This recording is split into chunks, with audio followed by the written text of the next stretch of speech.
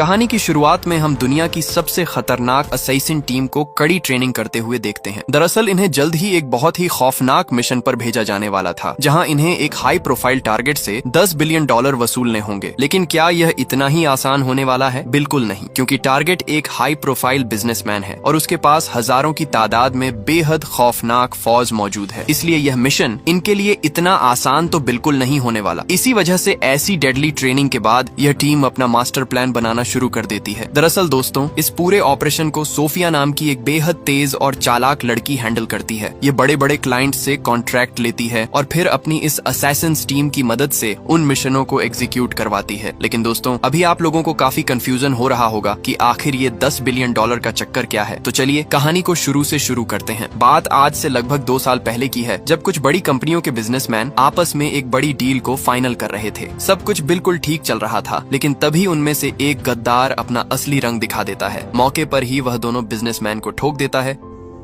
और $10 बिलियन से जुड़े सारे कॉन्फिडेंशियल डॉक्यूमेंट्स और ऑथराइजेशन पेपर्स लेकर वहां से फरार हो जाता है। लेकिन दोस्तों, ये पैसा उन बिजनेसमैन का नहीं था। दरअसल ये पूरी रकम एक बहुत बड़ी कंपनी की ओनर की थी। जब उसे अपने $10 बिलियन डूबने की खबर मिलती है तो वह किसी भी कीमत पर अपना पैसा वापस लाना चाहती है। इसलिए वह सोफिया के पास पहुंचती है और उसे एक डेडली कॉन्ट्रैक्ट ऑफर कर देती है।